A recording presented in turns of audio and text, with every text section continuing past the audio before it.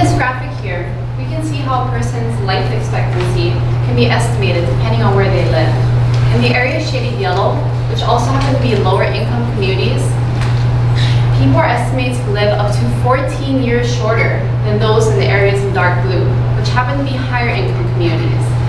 In these low income communities, we also see a much greater prevalence of obesity and food insecurity. So what might be contributing to these disparities?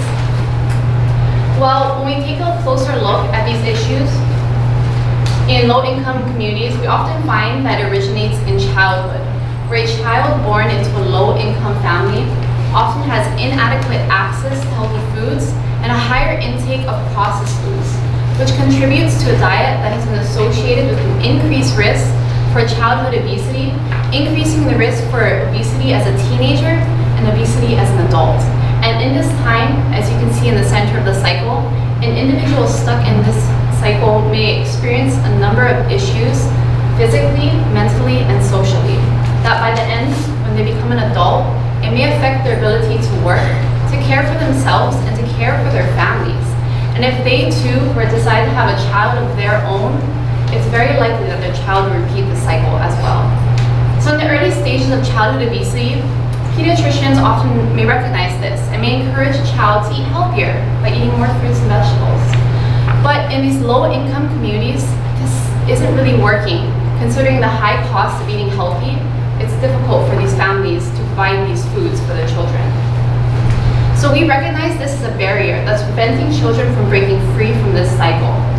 So through collaboration between a local clinic and local farmers markets, we implemented a pilot kidney produce prescription program. Now how this worked was when children had appointments with their pediatricians at the clinic, the pediatricians also assessed them for growth and diet.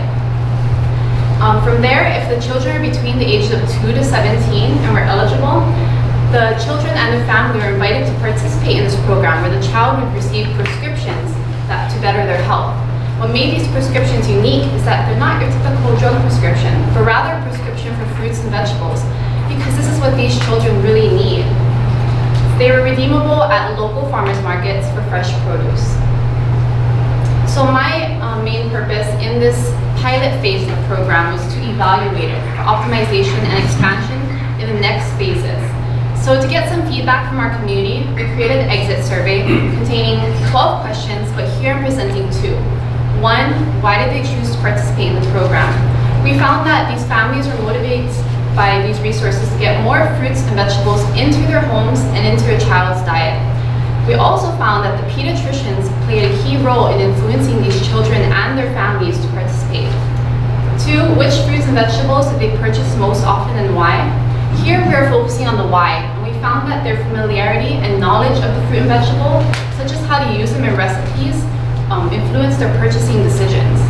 Also, produce that was versatile to use in many different recipes and were also more stable in storage were also contributing to their purchasing decisions.